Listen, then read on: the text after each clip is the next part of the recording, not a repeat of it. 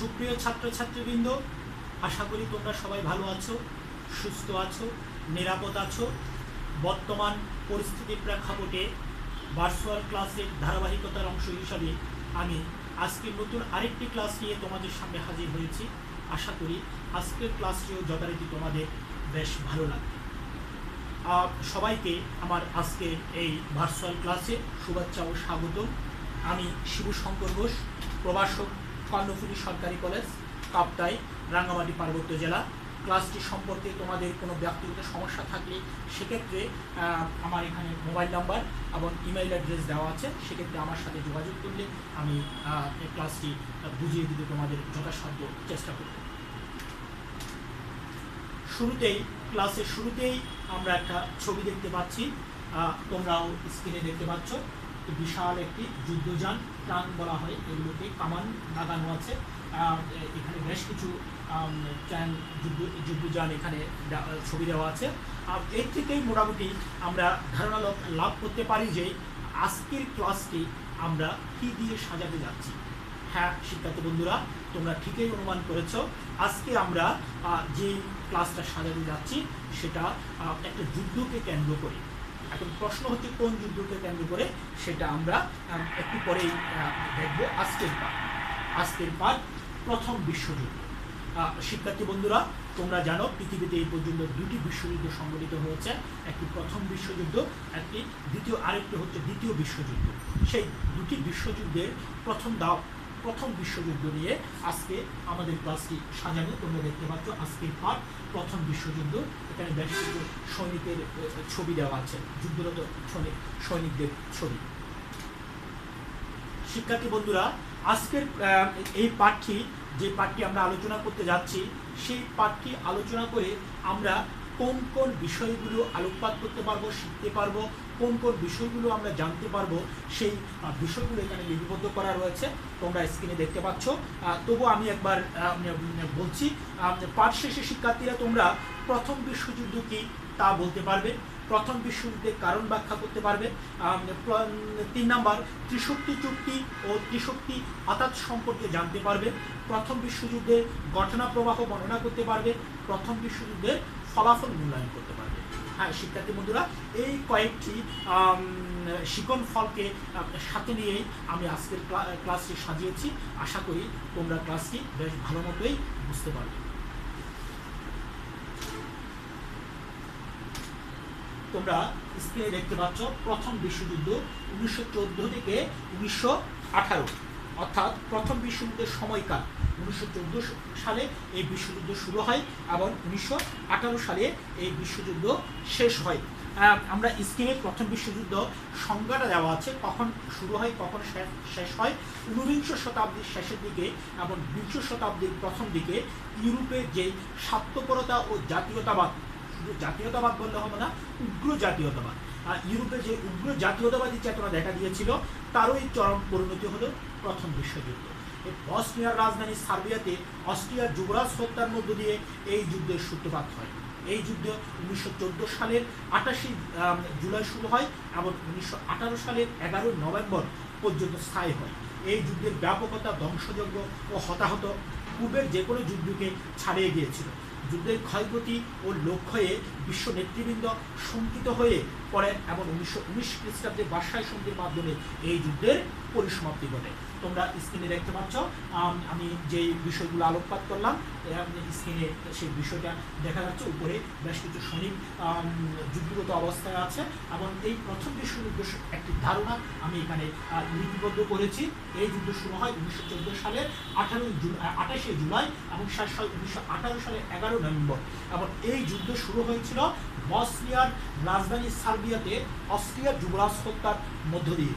এই বসনিয়ার রাজধানী সার্বিয়াতে অস্ট্রিয়ার যুবরাজ ফার্নান্ডেজ তার সদ্য বিবাহিত নতুন স্ত্রীকে নিয়ে বেড়াতে যায় এবং সে বেড়াতে গিয়ে রাজপুত্র যখন তার স্ত্রীকে স্ত্রীকে দিনের বেলায় ঘোড়ার রথে রাজপথে ঘুরতে বের হয়েছিল, সে রাজপথে প্রকাশ্য দিবালোকে এই সার্বিয়ার এক আততায়ীর হাতে অস্ট্রিয়ার যুবরাজ এবং তার স্ত্রী নিহত হয়।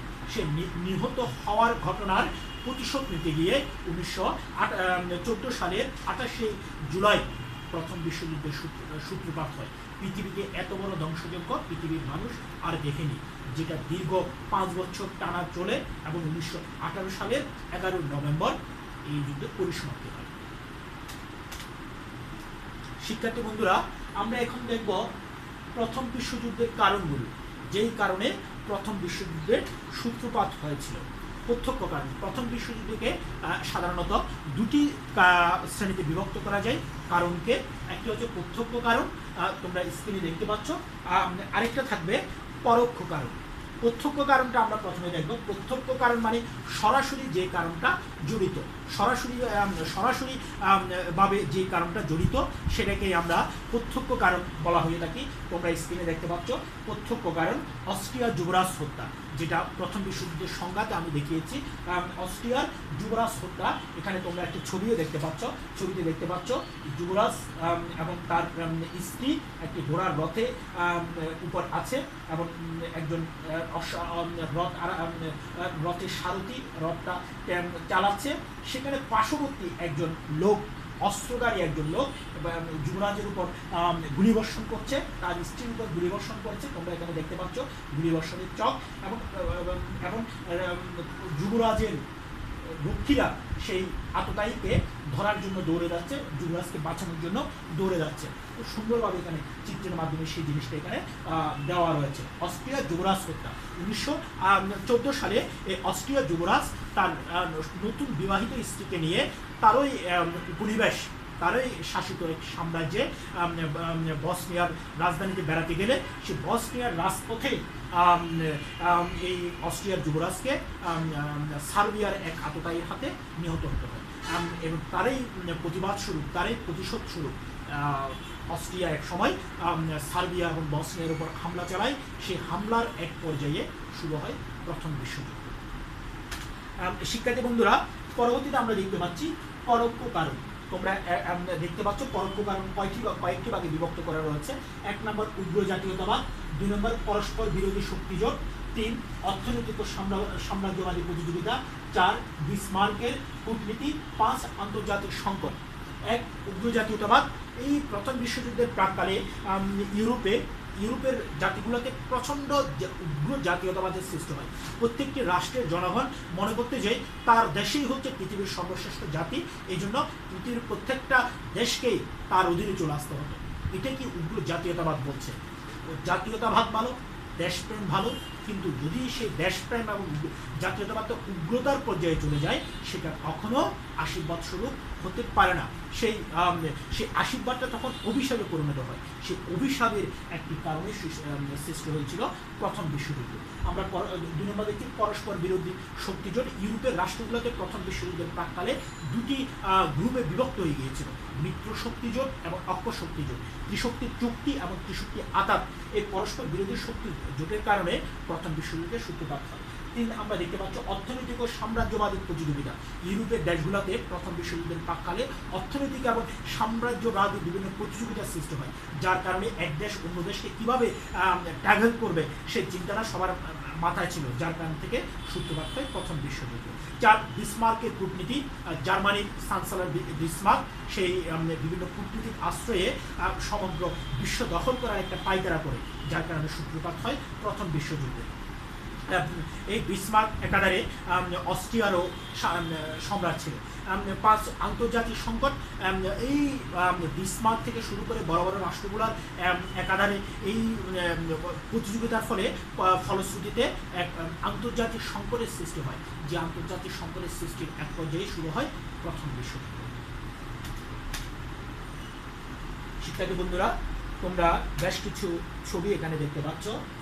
একটা যুদ্ধের ছবি, আরেকটা সাগরে যুদ্ধের ছবি, স্থলে যুদ্ধের ছবি এবং সাগরে যুদ্ধের ছবি, যেটা বর্তমানে সবচেয়ে বেশি গুরুত্ব দেওয়া হচ্ছে, যে জিনিসটাকে সাগরের যুদ্ধ, যেটা থেকে বিমান হামলা করা হতো। এখানে একটা দেখতে পাচ্ছ অস্ট্রিয়া সার্বিয়ার বিরুদ্ধে প্রথম বিশ্বযুদ্ধ ঘোষণা করে। অস্ট্রিয়া প্রথমে যুদ্ধ ঘোষণা করে সার্বিয়ার বিরুদ্ধে, এবং পরবর্তীতে অনেক দেশ এই যুদ্ধে দুটি অংশে বিভক্ত হয়ে জড়িয়ে পড়ে, এবং বেলজিয়াম নিরপেক্ষ দেশ ছিল। বেলজিয়াম ছিল এক্ষেত্রে নিরপেক্ষ দেশ। আমরা এক নজরে প্রথম বিশ্বযুদ্ধের ঘটনাগুলো এক নজরে দেখব। প্রথম বিশ্বযুদ্ধ শুরু হয় 1914 সালে, শেষ হয় 1918 সালে।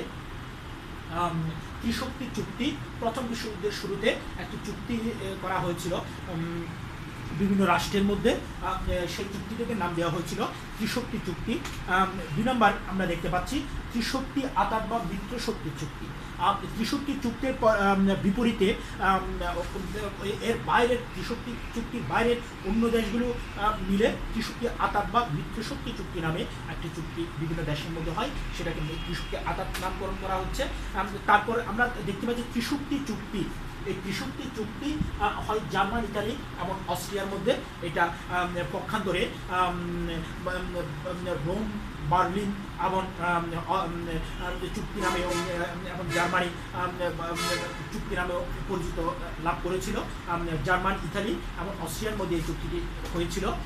প্লাস আরও প্লাস দিয়ে এখানে বোঝানো হচ্ছে এক্ষেত্রে পরবর্তীতে আরও অনেকগুলো দেশ এক্ষেত্রে জড়িয়ে পড়েছিল। বিপরীতে ত্রিশক্তি আতাত বা মিত্রশক্তি চুক্তিতে অংশ নিয়েছিল প্রাথমিকভাবে ফ্রান্স, ব্রিটেন, রাশিয়া এবং প্লাস দিয়ে আমি বোঝাচ্ছি পরবর্তীতে এই চুক্তিতেও আরও অনেকগুলো দেশ জড়িয়ে পড়েছিল।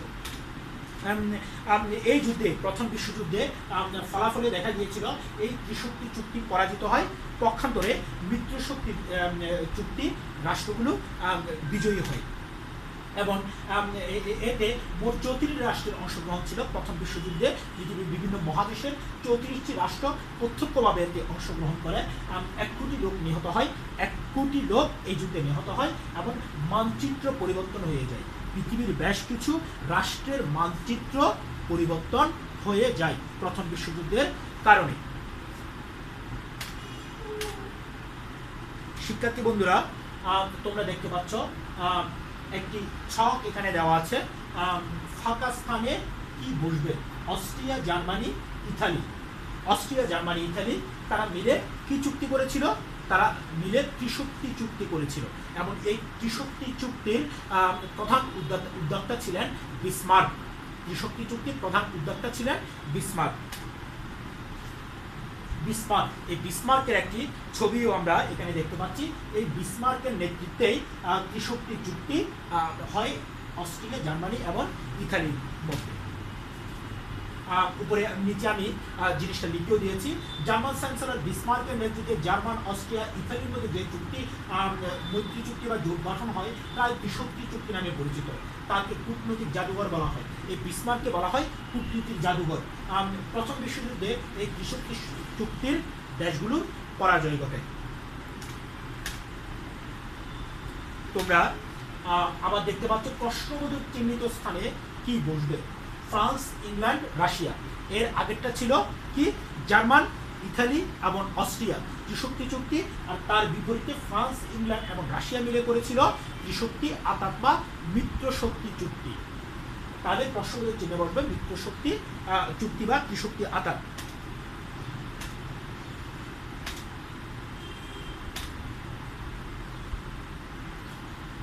প্রথম বিশ্বযুদ্ধে বাঙালিদের অংশগ্রহণ। প্রথম বিশ্বযুদ্ধে, এই প্রথম বিশ্বযুদ্ধ যদিও শুরু হয়েছিল সুদূর ইউরোপে, কিন্তু আমরা বাঙালিরাও এই যুদ্ধে জড়িয়ে পড়েছিলাম বিভিন্ন কারণে। কারণ তখন আমরা আমাদের বাংলাদেশ তথা ভারতবর্ষ ব্রিটিশদের সাম্রাজ্য ছিল, সেই হিসাবে আমরা ব্রিটিশদের অধীনে ছিলাম, যার কারণে আমাদের বাঙালিরাও এই যুদ্ধে অংশগ্রহণ করে এবং এই যুদ্ধকে নিয়ে কাজী নজরুল ইসলাম এই যুদ্ধে অংশগ্রহণ করেন প্রত্যক্ষ এবং পরোক্ষভাবে, এবং বাঙালি বিভিন্ন সৈনিক এই যুদ্ধে অংশগ্রহণ করেছিল। তোমাদের জন্য কিছু একক কাজ রয়েছে। মিত্র শক্তি কি ব্যাখ্যা করো।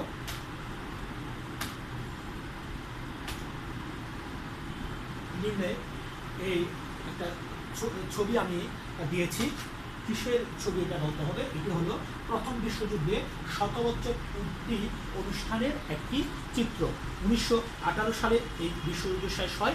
পরবর্তীতে 100 বছর পূর্তি উপলক্ষে একটি শান্তিপূর্ণ একটি অনুষ্ঠান করা হয়েছিল পৃথিবীতে, যাতে আর যুদ্ধবিগ্রহ না হয়, তারও একটি চিত্র আমরা দেখতে পাচ্ছি। এসো আমরা নতুন আরও কিছু ছবি দেখি। ভয়ঙ্কর এক যুদ্ধ বিমান আমরা দেখতে পাচ্ছি। পারমাণবিক বোমা আমরা দেখতে পাচ্ছি। বর্তমান যুগের সবচেয়ে ভয়ঙ্কর বোমা এটা পারমাণবিক বোমা। আমরা আরও দেখতে পাচ্ছি এটিও আরেকটি পারমাণবিক বোমা। এটা যেটাকে সাবমেরিন বলা হয়, সমুদ্রে যে থেকে বিভিন্ন অস্ত্র মারার জন্য যে যান, সাবমেরিন, ভয়ঙ্কর একটা ভয়ঙ্কর যুদ্ধ। এই 4টা চিত্রে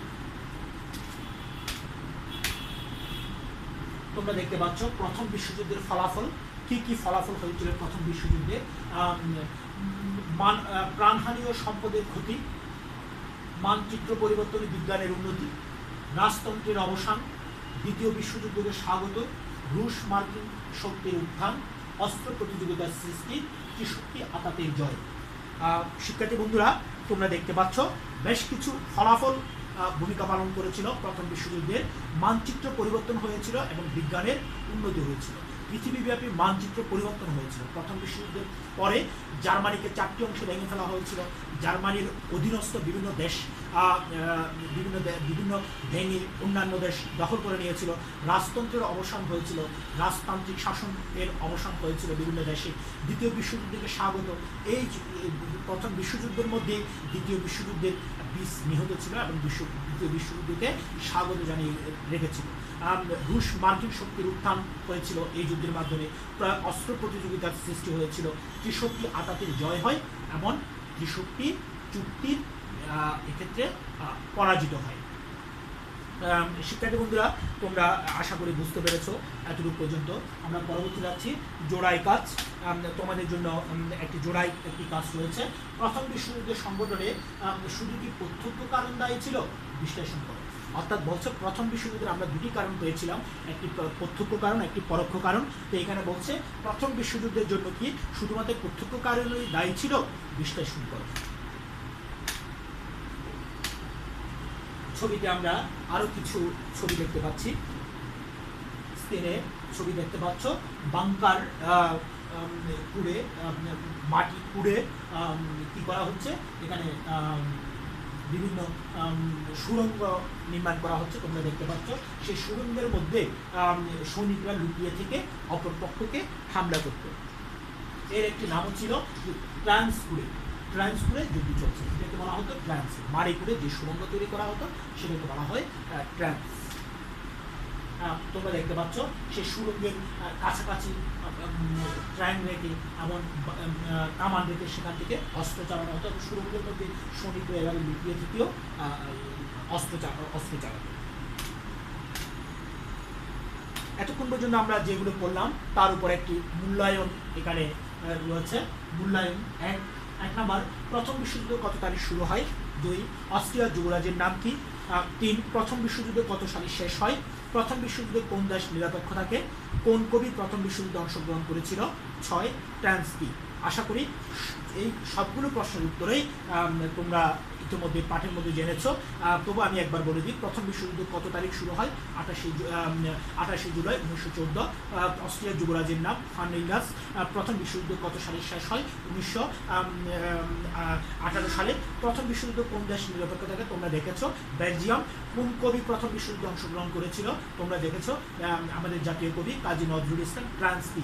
মাটি করে যে সুড়ঙ্গ করে যেখান থেকে সৈনিকরা যুদ্ধ করতো সেটাকে ট্রান্স বলা হচ্ছে। শিক্ষার্থী বন্ধুরা, তোমাদের জন্য একটি বাড়ির কাজ রয়েছে। অবশ্যই বাড়ির কাজটা করে তোমরা আমাকে ইনবক্সে পাঠাবে। বাড়ির কাজটা হলো প্রথম বিশ্বযুদ্ধের ফলে প্রাণহানি ও সম্পদে যে ক্ষয়ক্ষতি হয়েছিল তা লিখে আমাকে পাঠাবে। প্রথম বিশ্বযুদ্ধের ফলে প্রাণহানি ও সম্পদে যে ক্ষয়ক্ষতি হয়েছিল তা লিখে অবশ্যই তোমরা আমাকে পাঠাবে। শিক্ষার্থী বন্ধুরা, আজকের ক্লাসে অংশ নেওয়ার জন্য সবাইকে তোমাদেরকে ধন্যবাদ। আশা করি সবাই ভালো থাকবে, সুস্থ থাকবে। পরবর্তীতে নতুন আরেকটি ক্লাস নিয়ে আমি তোমাদের সামনে হাজির হব। সেদিন সবাই ভালো থাকো, সুস্থ থাকো। ধন্যবাদ সবাই।